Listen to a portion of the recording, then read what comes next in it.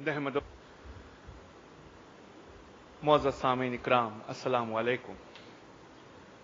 अभी इस प्रोग्राम जंग आज़ादी में मुसलमानों का योगदान, ये टॉपिक मुझे दिया गया है। लोगों, ऐसा नहीं है कि सिर्फ इस टॉपिक में बात सिमट जाएगी कि मुसलमानों का जंग आज़ादी में योगदान क्या है। दरअसल आपको किसी से शिकवा होना ही नहीं चाहिए। शिकवा होना ही नहीं चाहिए कि आपकी हिस्ट्री के साथ क्या किया जा रहा है। दुनिया की हर हिस्ट्री के साथ यह हो रहा है। अगर आपको अपनी हिस्ट्री की इतनी इंपॉर्टेंस है तो आपको खुद पढ़ना होगा, आपको अपने बुजुर्गों की हिस्ट्री खुद बचानी।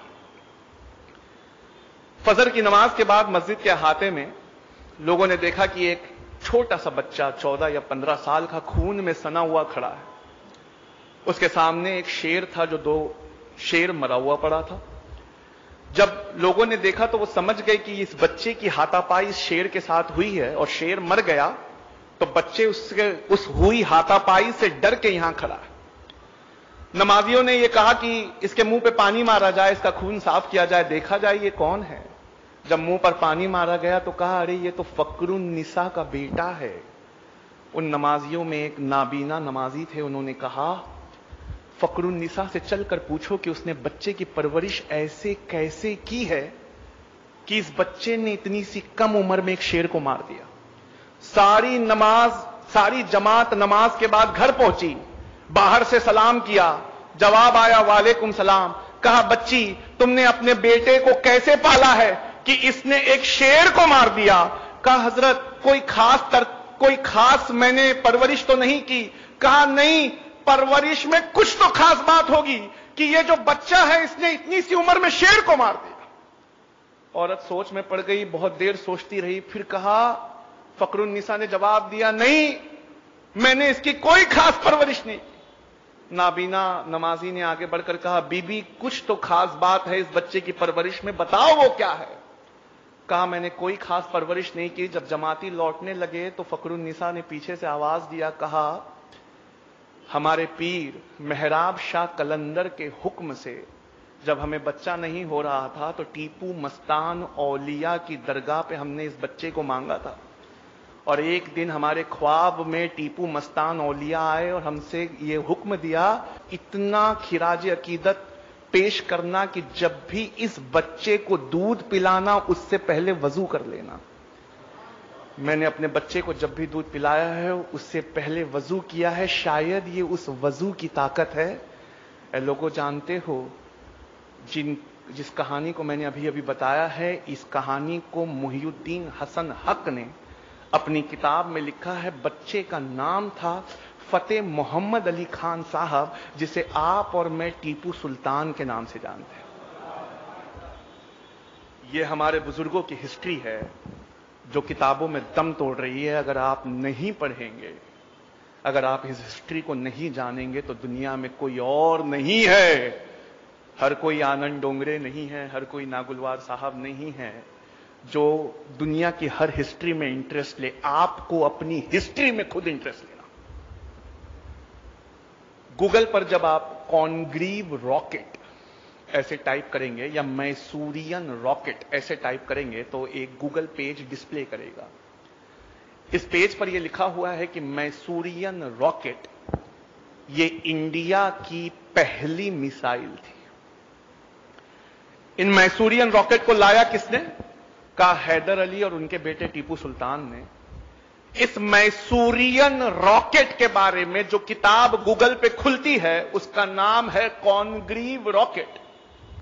उसमें सर विलियम कॉनग्रीव लिखते हैं 1799 में टीपू सुल्तान को मारा गया। 1801 में उनसे जब्त की हुई बहुत सारी मिसाइलों को इंग्लैंड भेजा गया। 1801 से 1805 तक मैंने उन मिसाइलों पर रिसर्च की, लेकिन मैं उनके डिजाइन को समझ नहीं पाया। ऐसा नहीं था कि इंग्लैंड में मिसाइलें नहीं थी, लेकिन मैसूरियन रॉकेट 2 किलोमीटर से ज्यादा वार करते थे। और जब उस मिसाइल को समझने में हम नाकाम रहे तो अंग्रेजों ने यहां से एक किताब भिजवाई जो आज पेरिस के म्यूजियम में रखी हुई है। उस किताब का नाम है फतहुल मुजाहिदीन। लिखने वाले का नाम टीपू सुल्तान है। और क्या आप जानते हैं, उस किताब में उस रॉकेट के पूरे डिजाइन को टीपू सुल्तान ने समझाया है। कहा, विलियम कॉनग्रीव लिखते हैं, आपके गूगल पे खुला हुआ है, अगर आप चाहें तो पढ़ सकते हैं, कि उन मैसूरियन रॉकेट्स को कन्वर्ट करके मैंने पहली कॉनग्रीव मिसाइल जो 2 किलोमीटर से ज्यादा वार करती थी उसे मैंने बनाया। ये आपके बुजुर्गों की हिस्ट्री है कि जब टेक्नोलॉजी और साइंस आती तो उनका सर आसमानों में रहता, और जब दीन इलाही की बात आती तो उनका दिल झुका हुआ रहता। तुम ऐसा क्यों नहीं करते? क्या मशीयत इलाही तुमसे ये नहीं चाहती कि जब दीन की बात आए तो तुम्हारा दिल झुका हुआ हो, जब टेक्नोलॉजी की बात आए तो producer, manufacturer, research and development class में तुम्हारा नाम लिया जाए? क्या तुम अपनी उस हिस्ट्री को भूल गए कि पहली तोप इंडिया में लाने वाला जहीरुद्दीन मोहम्मद बाबर था? पहली पक्की सड़क बनवाने वाला शेर शाह सूरी था। पहला रॉकेट लाने वाला शेर मैसूर टीपू सुल्तान था। और भारत को अग्नि मिसाइल, पृथ्वी मिसाइल ये बनाकर देने वाला भी एपीजे अब्दुल कलाम था। क्या यह मशीयत इलाही तुमसे यह नहीं चाहती कि दीन और दुनिया दोनों तुम्हारी हो जाए? अंग्रेजों ने इस फलसफे को समझा कि जिसके पास एजुकेशन है दुनिया उसके कदमों में है। हमारी पहली आयत इकरा है। इकरा का मतलब पढ़ो, उसके बावजूद हमारी आंखें नहीं खुलती। मेरा टॉपिक यह है कि जंग आजादी में मुसलमानों का योगदान। मैं शुरू करता हूं अपने पहले टॉपिक से, और बहुत सारी चीजें मैं लेकर आया हूं, लेकिन मेरे बाद डॉक्टर डोंगरे साहब को भी मैं सुनना चाहता हूं, तो इसको जितना हो सके शॉर्ट में मैं आपको सुनाता हूं। मैं किताबों का नाम लेता जाऊंगा, पेज नंबर लेता जाऊंगा, और मेरे दोस्तों ने मुझ पे पाबंदी लगाई है कि आज यहां से इस्तेमाल जितनी भी किताबें मैं करूंगा एक भी मुस्लिम ऑथर की नहीं होना चाहिए। तो मैंने चुन चुनकर सारी किताबें अंग्रेजों की लिखी हुई लाई है। पहला विद्रोह इंडिया में 1773 में हुआ था। 1773 में पहला विद्रोह हुआ। इस विद्रोह का नाम फकीर रेबेलियन था। इस विद्रोह का नाम आज भी किताबों में फकीर एंड सन्यासी रेबेलियन के नाम से जाना जाता है। इस फकीर और सन्यासी रेबेलियन का तरीका यह था, इस पर पूरी एक किताब बंकिम चंद्र चटर्जी ने लिखी है। इस किताब का नाम आनंद मठ है, और आईएएस के एग्जाम में कई बार पूछा जाता है कि फकीर और सन्यासी रेबेलियन, इस रेबेलियन को किस किताब में सबूत पाए जाते हैं, तो यह बंकिम चंद्र चटर्जी की आनंद मठ में पाया जाता है। इसमें सन्यासी, साधु संत और सूफी ये करते कि कंधे से कंधा मिलाकर एक बड़ी भीड़ के साथ अंग्रेजों के गोडाउन तक जाते। उस समय भूखमरी चल रही थी, पर गोडाउनों में अनाज भरा हुआ था। उस गोडाउन के अनाज को तोड़कर गरीब हिंदू और मुसलमानों में बांट देते। आर्कियोलॉजिकल सर्वे ऑफ इंडिया के मौजूदा डायरेक्टर हैं, उनका नाम मेरे पास है, आनंद भट्टाचार्य। इन्होंने 2013 में एक किताब लिखी है। मैं उस किताब में से एक लाइन पढ़ना चाहता हूं आपके सामने। वो अपनी किताब में लिखते हैं कि बंगाल और बिहार के घने जंगलों का फायदा लेकर सन्यासियों और फकीरों ने इस बगावत को 50 साल तक जारी रखा। आप सोच सकते हैं 1773 से 50 साल इस बगावत को जारी रखा। वो लिखते हैं कि इस बगावत पे पूरी एक किताब अंग्रेज लिख कर गए हैं। मैंने उस किताब को खरीदना चाहा, बड़ी महंगी आई, तो मैंने वो किताब मंगाई। LSS O'Malley ये अंग्रेज ऑथर हैं। इन्होंने लिखा है history of Bengal, Bihar and Orissa, page number 88, 85 और 86 में पढ़ रहा हूं। In 1763, Muslim fakirs revolted under the leadership of Majnu Shah फकीर। पहली बगावत, उसका पहला लीडर, उसका नाम लिख रहे हैं अंग्रेज, मजनू शाह फकीर। आगे की लाइन में लिखते हैं, द सन्यासी leader Bhavani Pathak was his close associate, उसका बहुत गहरा दोस्त था। After the death of Majnu Shah के मर जाने के बाद मूसा शाह, चिराग अली, नूरुल मोहम्मद, इन्होंने इस बगावत को 1803 तक जारी रखा। यानी ये वो दिन थे जब कंधों से कंधा मिलाकर ह और म, जिसको मिला दो तो हम हो जाता है, यानी हिंदू और मुस्लिम ये कंधे से कंधा मिलाकर आजादी, जंगे आजादी के लिए लड़ते थे। 1857 की मशहूर बगावत है, उसके बारे में हजरत ने आपको इतना तफसीली बयान बताया, उसमें से मैं सिर्फ एक चीज आपके लिए पढ़ना चाहता हूं। 1857 की बगावत, जिसे अंग्रेज बगावत कहते हैं, हम उसे 1857 की अजीम लड़ाई कहते हैं।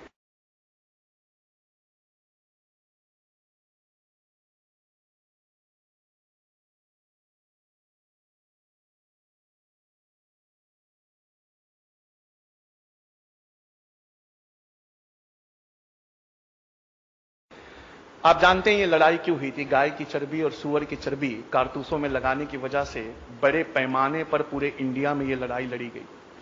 1857 की इस बगावत में एक नाम आता है दिलावर जंग अहमदुल्ला शाह मद्रासी।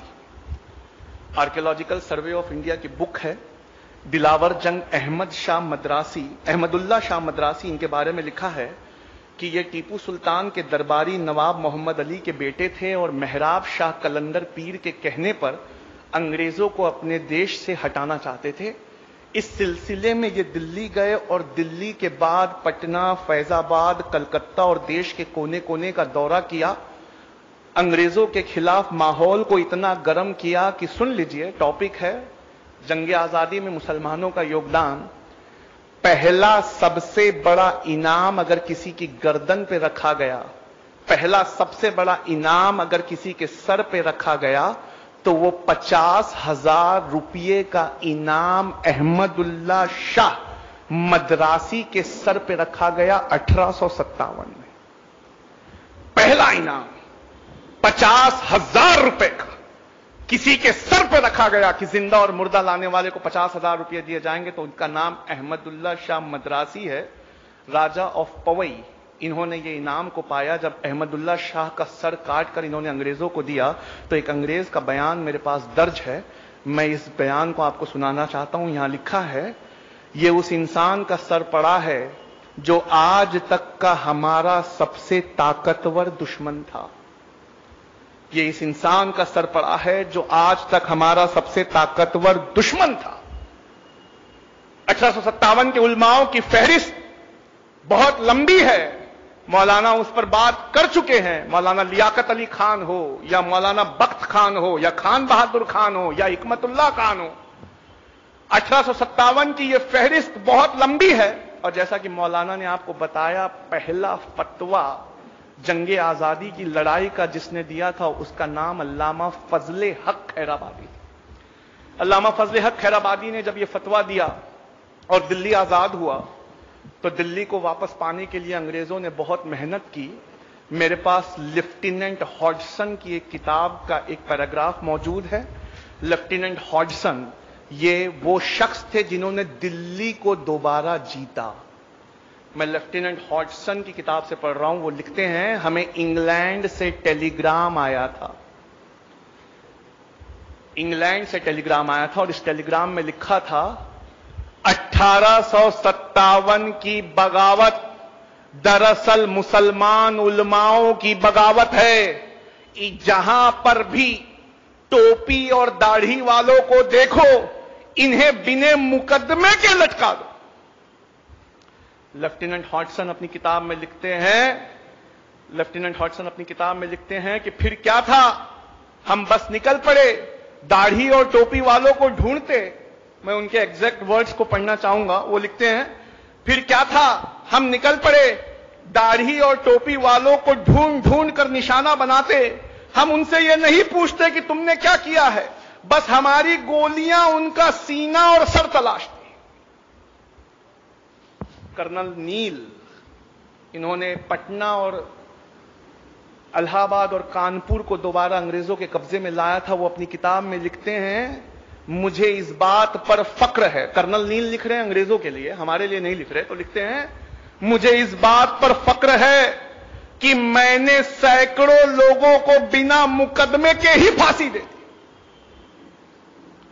उस जमाने में एक बेहतरीन हिंदू इतिहासकार दिल्ली में रहा करते थे, दुर्गादास बंदोपाध्याय। वो अपनी किताब में लिखते हैं, मैं उनकी किताब से एक पैराग्राफ पढ़ना चाहता हूं। ये इलाहाबाद में थे जब 1857 की बगावत हुई, वो इलाहाबाद में थे। वो लिखते हैं, इलाहाबाद के चारों ओर 1857 के बाद कई सालों तक एक झाड़ नहीं मिलता था। 1857 के चारों ओर, इलाहाबाद के चारों ओर 1857 के बाद कई सालों तक एक झाड़ नहीं मिलता था, क्योंकि मरने वालों की तादाद इतनी ज्यादा थी कि या तो वो लकड़ी कब्र में पट्टा बना के लगा दी गई या चीता पर लकड़ी बनाकर जला दी गई।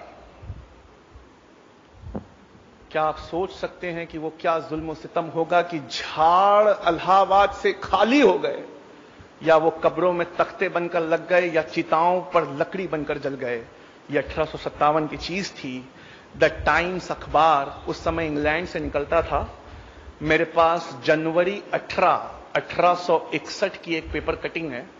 असरा का एक बहुत अच्छा रूल है, हम जहां जाते हैं अपना लैपटॉप साथ लेके जाते हैं, ताकि कोई ये पूछे कि ये किताबों में किन पन्नों में है, तो वो पन्ने हम स्कैन करके अपने साथ लेकर चलते हैं।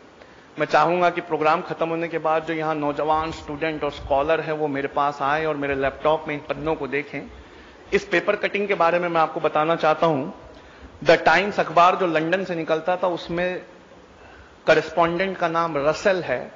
ये रसेल ने अपने फ्रंट पेज पे द टाइम्स अखबार के लिखा है, अंग्रेज सरकार उलमाओं के दिल में हमेशा के लिए डर बिठाना चाहती थी, इसलिए नफीस उलमाओं को सूअर की चमड़ी में जिंदा सिया गया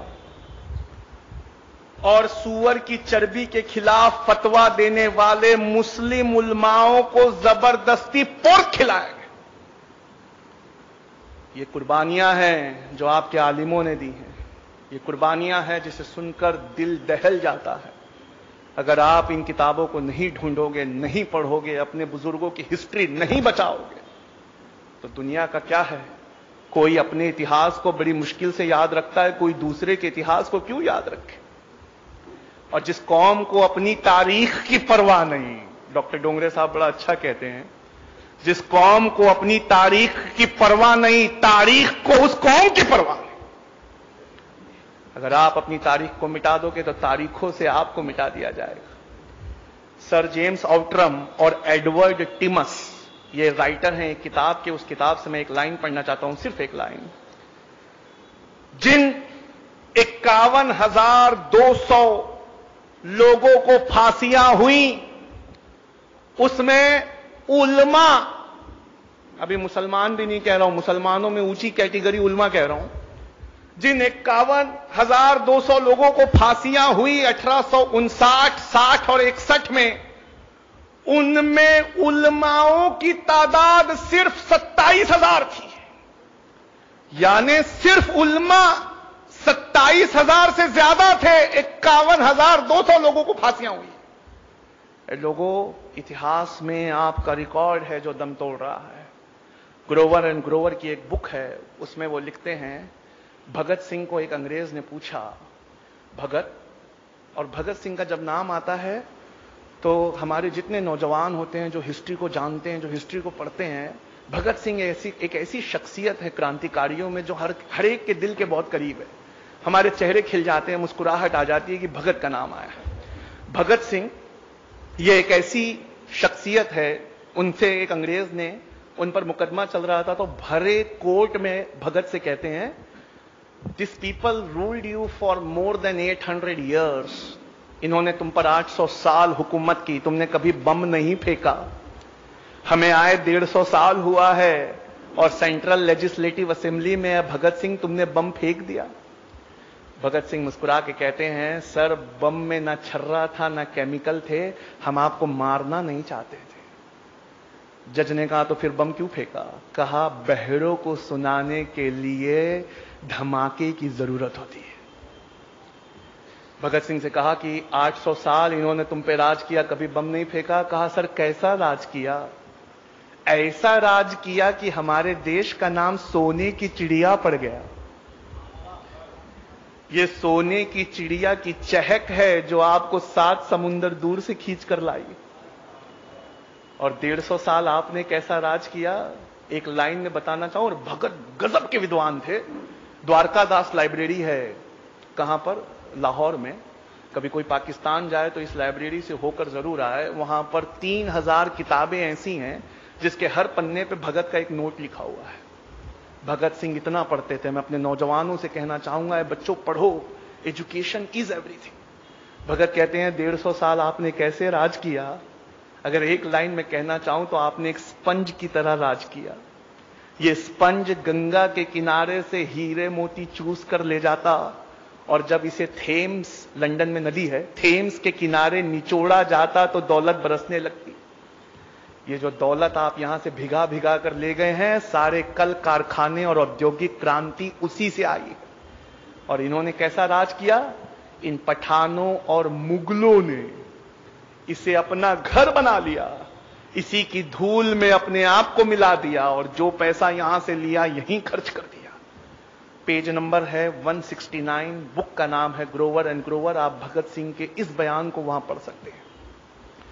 उस जमाने में एक ऐसा मैं आपको रेफरेंस देना चाहूंगा जिसको सुनकर फिर आपका खून चहक उठेगा। आज एक समुदाय विशेष इस पर कब्जा करना चाहता है, लेकिन ये भी क्रांतिकारी थे, और क्रांतिकारी पूरे देश की अमानत होते हैं, इस पर किसी का कब्जा नहीं होता। मैं वीडी सावरकर की किताब लेना चाहूंगा।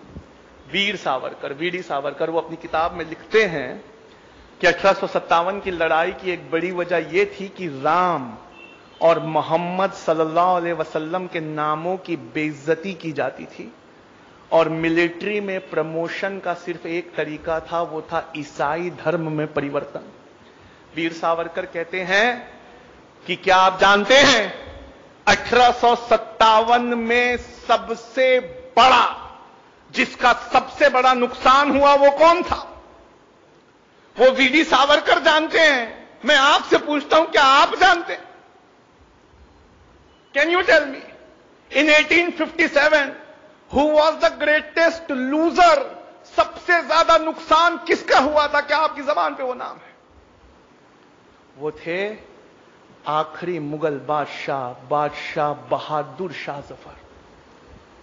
वीडी सावरकर लिखते हैं कि मैंने जॉन निकलसन की किताब से इस चीज को कॉपी किया है कि जॉन निकलसन ने लिखा कि हमने सवेरे बहादुर शाह पर यह जोर डाला कि आप नाश्ता करिए। बहादुर शाह ने कहा हमें खाने की तबीयत महसूस नहीं होती, क्योंकि रात को हमने उनकी आंखों में पॉइजनस ऑइंटमेंट लगाया था। पॉइजनस ऑइंटमेंट लगाने से वो हल्के हल्के नाबीना होना शुरू हो गए थे, क्योंकि इस्लामिक लॉ में एक अंधा इंसान राजा नहीं हो सकता। हमने जोर डाला, नहीं आप नाश्ता करिए। और जब उनके मर्जी के खिलाफ नाश्ता लाया गया तो लाल कलर के मखमल से ढके हुए 3 कटे हुए सर दिए गए। 2 उनके बेटे के थे, 1 उनके पोते का था। ये जुल्म और सितम जब आपने सहा है तो यह टॉपिक उठता कहां से है कि मुसलमानों का जंगे आजादी में क्या योगदान। हमें थालों में सजाकर हमारे बच्चों का और पोतों का सर मिला है। हमने अपनी जंगे आजादी में वो कुर्बानियां दी। यहां 1857 में जैसे ही नाम आता है, एक बार मैं आडवाणी जी के साथ था तो 1857 का रिवॉल्ट जैसे ही ये मुद्दा निकला तो उन्होंने तुरंत एक नाम लिया। वो नाम भी इतना प्यारा है कि उनसे मर्दों को इंस्पिरेशन मिलती है। वो नाम है झांसी की रानी लक्ष्मीबाई का, जिनके बारे में इतिहास ने बिल्कुल सही वर्ड में ये लिखा है कि खूब लड़ी मर्दानी। वो तो झांसी वाली रानी थी। ये इतिहास तो हम बचपन में पढ़ चुके अपनी किताबों में, लेकिन क्या आप इतिहास का एक पहलू और जानते हैं? झांसी की रानी लक्ष्मीबाई, वीर सावरकर की किताब से पढ़ रहा हूं, झांसी की रानी लक्ष्मीबाई के कमांडर इन चीफ का नाम मीर बख्शिश अली था। और ये मीर बख्शिश अली और रानी को जब निकाल दिया गया किले से, तो ये अपने झांसी के किले पे दोबारा कब्जा करना चाहते थे। तो मीर बख्शिश अली ने रानी को यह सजेशन दिया कि अगर मैं तोप से गेट को उड़ा दूं तो गेट के उस तरफ बहुत सारे अंग्रेजों को नुकसान होगा। रानी ने कहा आप जल्दी करिए, गेट को उड़ा दीजिए। तो मीर बख्शिश अली ने कहा रानी बस एक प्रॉब्लम है, गेट की एक तरफ मंदिर है और एक तरफ मस्जिद है, गेट को उड़ाते समय इन दोनों में से किसी एक चीज को उड़ाना पड़ेगा। रानी ने बिना देर किए कहा, मीर बख्शिश अली, आप मंदिर को उड़ा दीजिए। मीर बख्शिश अली खड़े हुए, अपने लोगों में खुतबा दिया, कहा है मुसलमानों, तुम्हारी मस्जिद को बचाने के लिए रानी ने मंदिर को उड़ाने का हुक्म दिया है। आओ अहद करे अल्लाह के नाम पर कि जब तक खून की आखिरी बूंद बाकी होगी हम रानी पर आंच नहीं आने देंगे।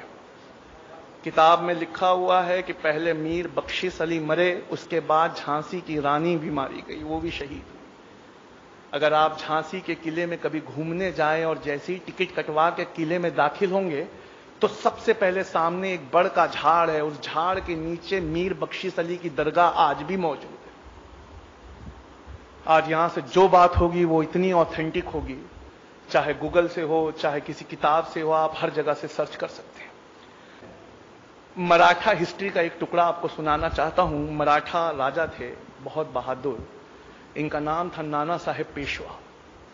नाना साहेब पेशवा की हिस्ट्री महाराष्ट्र का हर बच्चा जानता है।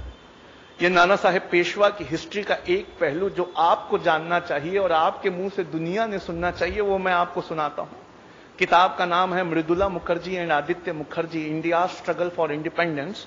उसमें लिखा है कि राजा नाना साहेब पेशवा की बागडोर, राणा साहेब पेशवा की लड़ाई की बागडोर उनके सेना नायक अजीमुल्ला खान के हाथ में थी। यानी वहां भी कमांडर इन चीफ, पहली शहीद औरत, वहां भी कमांडर इन चीफ मीर बख्शिश अली थे। और नाना साहेब पेशवा जिन्होंने लड़ाई इतनी बड़ी लड़ी कि आज तक इतिहास में उनका नाम मौजूद है, वहां भी commander in chief Azimullah Khan थे। आइए मैं आपको एक ऐसी किताब दिखाऊं, जैसी किताब यहां बैठे, स्टेज पर बैठे एजुकेटेड लोग समझ जाएंगे बस नाम सुनते ही। Gazette history of Uttar Pradesh. किसी भी हिस्ट्री बुक के सामने अगर गजेट लग जाए तो इसका एक मतलब होता है ये सरकारी रिकॉर्ड है। मैं gazette history of Uttar Pradesh के सब चैप्टर 37 हिस्ट्री ऑफ अयोध्या में आपको ले चलता हूं, जहां यह लिखा है जो मैं आपके सामने पढ़ना चाहता हूं। वहां लिखा है 1857 में इनकलाब में अयोध्या में सबसे पहले इनकलाब का बिगुल फूंकने वाले का नाम बाबा रामचरण दास था। जैसे ही इन्होंने इनकलाब का बिगुल फूंका, बाबा रामचरण दास ने सबसे पहला इनका समर्थन करने वाले मौलवी आमीर अली थे। बाबा रामचरण दास और मौलवी आमीर अली, इन्होंने मिलकर अंग्रेजों की ईंट से ईंट बजाई। और जब इन्हें पकड़ा गया तो अंग्रेज चाहते थे कि इन्हें मिली सजा आने वाले नस्लों के लिए इबरत हो, लोगों की हिम्मतें टूट जाएं। क्या आप जानते हैं क्या सजा दी गई? किताब में लिखा है बाबा रामचरण दास और मौलवी आमीर अली, इन दोनों को एक फांसी के फंदे से लटकाया गया। फांसी का फंदा एक था, गर्दनें दो थी। एक बाबा रामचरण दास की थी और एक मौलवी आमीर अली की थी। कुछ आईएएस के स्टूडेंट हैं, वो आकर कहते हैं सर हिस्ट्री को बदला जा रहा है, हिस्ट्री को फाड़ा जा रहा है। मैं उनसे बड़ा मुस्कुरा के कहता हूं तुम पढ़ना शुरू करो।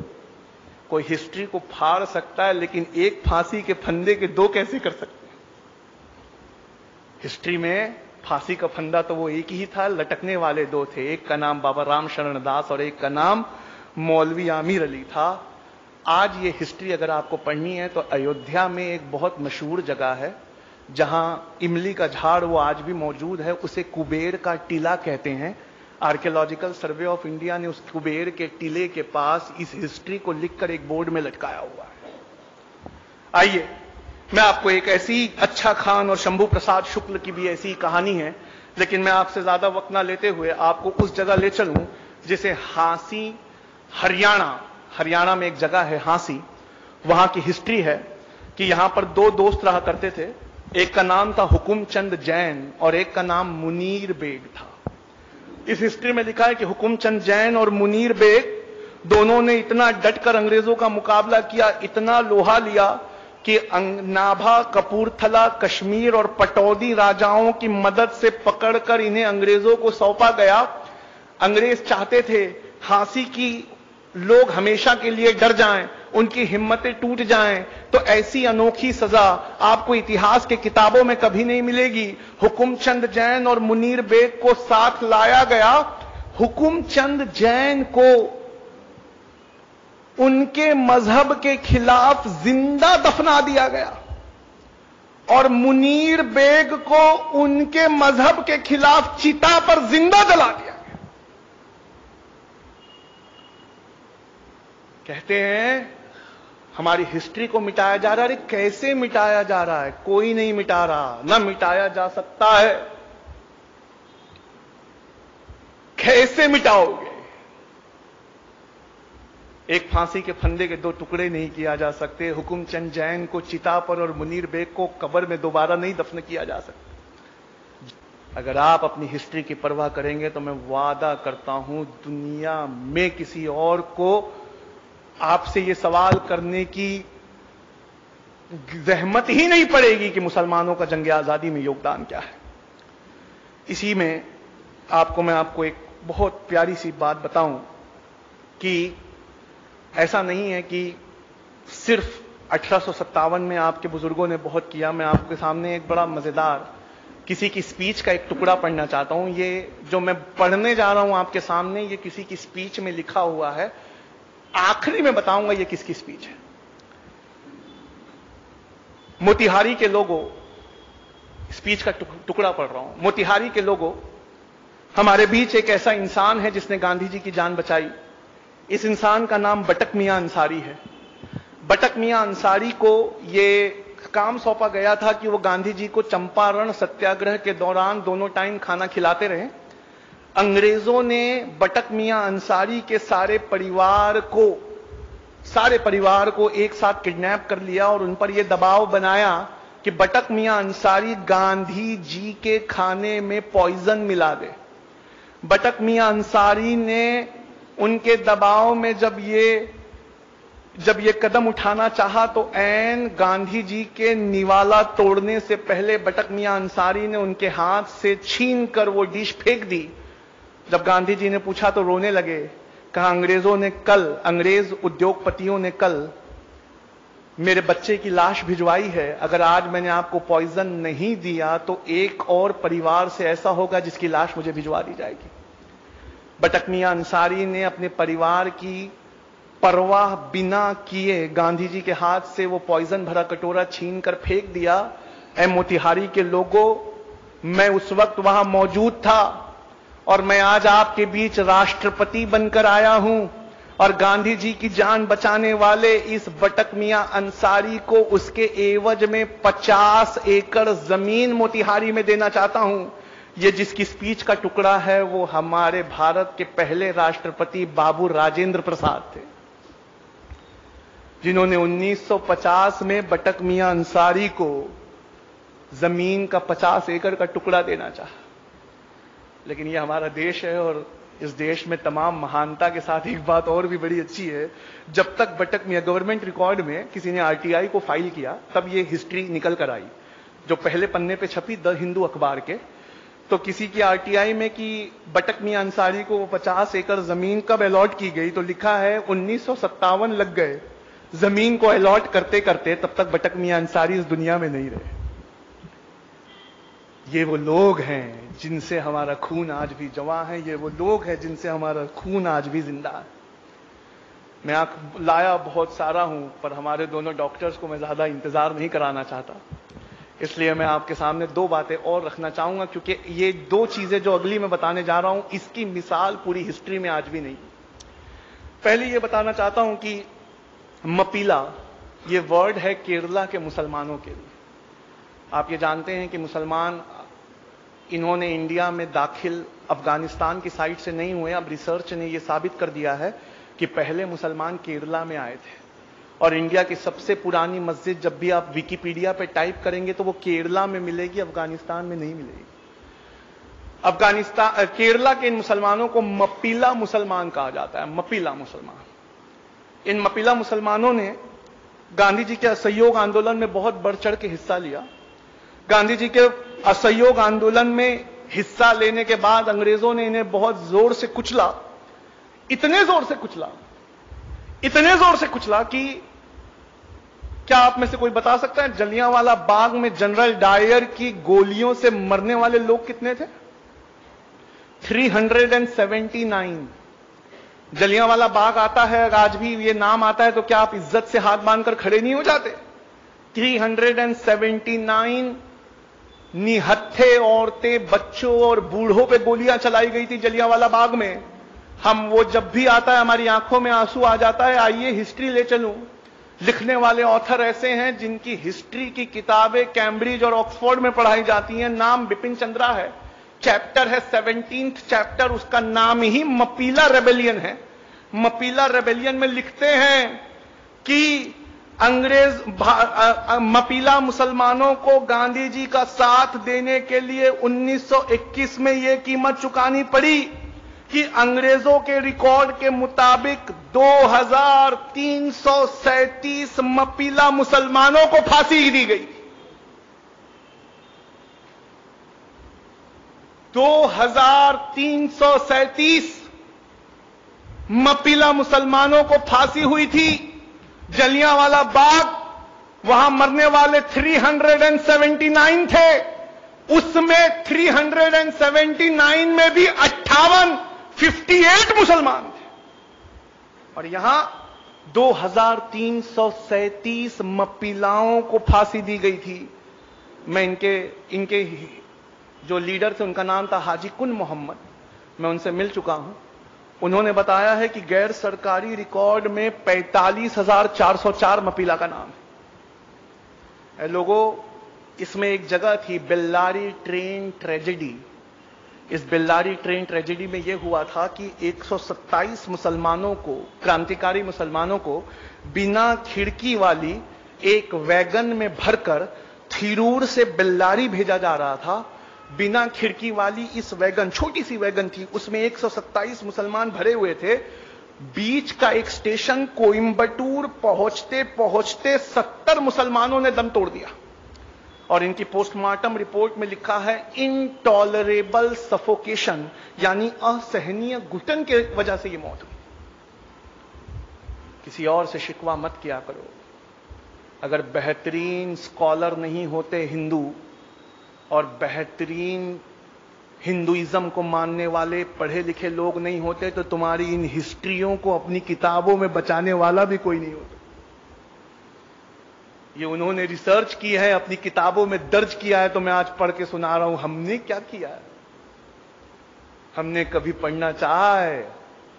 हमारे बच्चों को पढ़ाना चाहा? इसी तरह आखिरी इंसान जिसके बारे में मैं आज आपको बताना चाहूंगा वो अशफाकुल्ला खान थे।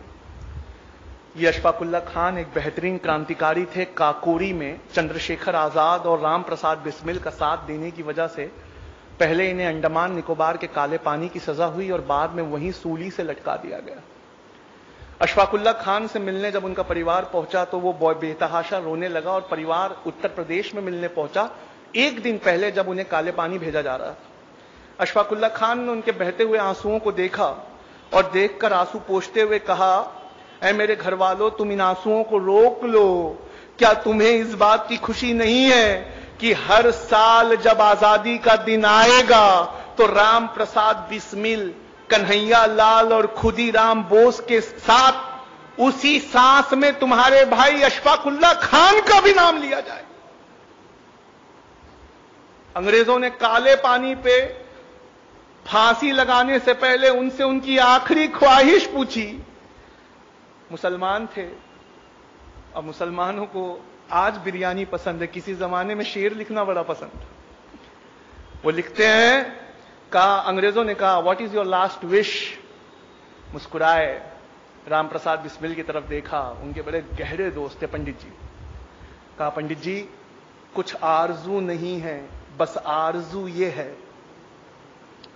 कुछ आरजू नहीं है, बस आरजू ये है, रख दो कोई जरा सी खाके वतन कफन में। अंग्रेजों ने कहा कि खाके वतन से क्या मुराद है? कहा, मैंने अपनी मां को चिट्ठी लिखी थी, उसने शाहजहांपुर की थोड़ी मिट्टी भेजी है। जब मुझे दफनाना तो मेरे कफन में शाहजहांपुर की वो मिट्टी रख देना। गांधी जी से पूछा गया दांडी मार्च के वक्त कहा, गांधी जी अगर अंग्रेज आपको डांडी मार्च पूरा होने से पहले गिरफ्तार कर ले तो आपकी जगह कौन लेगा? इतिहास में नाम दर्ज है, गांधी जी ने कहा अगर डांडी पहुंचने से पहले मुझे अंग्रेज सरकार गिरफ्तार कर ले तो मेरी जगह अब्बास तैयब जी लेंगे। और गांधी जी कहते हैं, अब्बास देखना जब मैं जेल चला जाऊं तो तुम्हारे मुट्ठी से नमक ना छूटे। अब्बास तैयब जी, इनका नाम हिस्ट्री से मिटाना आसान है, लेकिन घर जाकर वादा करिए, आप पहली चीज जो गूगल पे टाइप करेंगे वो ये होगा, किस्सा ख्वानी बाजार। किस्सा ख्वानी, KHWANI, किस्सा ख्वानी बाजार, ये पेशावर में एक जगह है। इस किस्सा खानी बाजार को जैसे ही आप गूगल पे टाइप करेंगे एक तस्वीर निकल कर आएगी। 1932 में गांधी जी को नमक आंदोलन के लिए अरेस्ट किया गया तो हजारों की तादाद में पठान निकल कर आए और खड़े हो गए। इतनी हजारों की तादाद देखकर अंग्रेज डर गए और अंग्रेज पेशावर से भाग गए। 2 दिन बाद वो गढ़वाली रेजिमेंट लेकर लौटे तो किस्सा खानी बाजार में सारे के सारे पठान टस से मस नहीं हुए। गढ़वाली रेजिमेंट से कहा इन पर गोलियां चलाओ। गढ़वाली रेजिमेंट के जवानों ने बंदूकों को लोड किया, देखा सबसे सामने की सफ में पठानों के बच्चे लगे हुए हैं और उन बच्चों के बीच उनका लीडर खड़ा था, उसका नाम था खान अब्दुल गफ्फार खान। अंग्रेज ने कहा कि ये खान अब्दुल गफ्फार खान, हथियार तो पठानों का जेवर होते हैं, तुम्हारे हथियार कहां है? कहा हमने गांधी से वादे के चलते अपने जेवर को उतार के फेंक दिया। कहा गांधी से वादा किया है, हथियार तो छोड़ो, हाथ तक नहीं उठाएंगे। ये फोटो, वहां जमा लोगों की फोटो आज भी गूगल और विकिपीडिया पे मौजूद है। सामने की 2 सफ में बच्चे खड़े और पीछे हजारों की तादाद में पठान खड़े। फिर अंग्रेजों गढ़वाली रेजिमेंट ने अपनी बंदूकें लोड की। इससे पहले गोली चलाती, गढ़वाली रेजिमेंट ने बंदूक ये कहकर फेंक दी, हमारे देश में एक जलियांवाला बाग काफी है, निहत्तों पे हम गोली नहीं चलाएंगे। अंग्रेजों ने खुद साख्ता बंदूकें उठाई, 207 लोग मारे गए। आप जानते हैं भारत सरकार ने उन्हें क्या इज्जत दी है, खान अब्दुल गफ्फार खान को? मरणोपरांत यानी मरने के बाद भारत रत्न पुरस्कार से सवारा। खान अब्दुल गफ्फार खान का टाइटल है सीमा अंत गांधी यानी फ्रंटियर गांधी। उनको जो प्लाक मिला था भारत रत्न पुरस्कार, ये जो इंडिया का सबसे बड़ा पुरस्कार है, उन्हें दिया गया, जबकि वो अफगानी थे, पर अफगानिस्तान उस वक्त इंडिया का हिस्सा था। उस प्लाक में से मैं पढ़ता हूं, उस प्लाक पे भारत सरकार ने क्या लिखा है। उस प्लाक में ये लिखा हुआ है कि किस्सा ख्वानी बाजार के दिन अपनी बहादुरी, दिलेरी और गांधी जी से चलते वादे के मुताबिक हिंसा के विरोध में अपने हथियारों को फेंक देने की वजह से और 90 साल की अपनी जिंदगी में से 45 साल जेल में गुजारने की वजह से सीमांत गांधी खान अब्दुल गफ्फार खान को भारत सरकार भारत रत्न से नवाज दी। क्या आप जानते हैं आपके बुजुर्गों का इतिहास क्या है? अगर मैं बोलता रहूं तो सारी रात खत्म हो जाए, इतिहास की किताबें आपके सामने खोलता रहूं तो शायद आपकी जिंदगी कम पड़े। इतना बड़ा योगदान आजादी की लड़ाई में आपका है। ऐसा नहीं है कि आजादी की लड़ाई के बाद हमारा योगदान नहीं है। DNA ये एक न्यूज़पेपर है जो मुंबई में निकलता है। इसके आफ्टरनून एडिशन को टाइप करिए, उस पर लिखिए मीर उस्मान अली DNA। गूगल पे टाइप करके जैसे ही आप एंटर करेंगे अखबार की ये पेपर कटिंग खुलेगी जिसमें लिखा है 1965 में पाकिस्तान से हो रही लड़ाई के वक्त इंडिया के पास पैसे की कमी पड़ गई थी, तो भारत के प्रधानमंत्री लाल बहादुर शास्त्री ने यह अपील करी थी और अपील कर कर ये कहा था कि ये लोगों आगे बढ़कर चंदा दो नेशनल डिफेंस फंड में। मीर उस्मान अली ये उस समय हैदराबाद के निजाम थे। ये वो कंबल ओढ़ा करते, हर साल अपने लोगों से कहते कि एक कंबल ऐसा खरीद के लाओ जो 5 रुपये में आ जाए। वो पूरा ढूंढते और कहते कि आपकी हैसियत को देखते हुए 5 रुपये का कंबल नहीं आता, तो हर साल वो कहते कि मुझे पुराना ही कंबल ओढ़ा दो। उनसे जब लाल बहादुर शास्त्री की अपील को सुना तो उन्होंने फोन किया लाल बहादुर शास्त्री से, कहा sir I want to meet you, आप हमारे हैदराबाद में आइए। कहा देखते नहीं, वार चल रहा है। कहा सर उसी के जिम्मन में मिलना है, मेरे पास फोटो मौजूद है, आप असरा के व्हाट्सएप ग्रुप से जुड़िए, मैं आपको वो फोटो फॉरवर्ड करता हूं। लाल बहादुर शास्त्री हाथ मिलाते हुए मीर उस्मान अली से, क्या आप जानते हैं 1965 में पाकिस्तान के खिलाफ लड़ाई के लिए इंडिया के इतिहास का सबसे बड़ा चंदा दिया गया था। 2015 तक वो रिकॉर्ड टूटा नहीं है। इंडिया का सबसे बड़ा चंदा मीर उस्मान अली ने 5000 किलो सोना दिया था। 5 टन सोना लाल बहादुर शास्त्री के हवाई जहाज में बेगम पेठ एयरपोर्ट हैदराबाद में लादते हुए फोटो डीएनए अखबार ने छापी है। और इस रिपोर्ट को अप्रैल की 13 तारीख 2015 को द हिंदू नेशनल अखबार है, उसने फ्रंट पेज पर इस हेडिंग के साथ छापा है, close fist open handed Mir Usman Ali.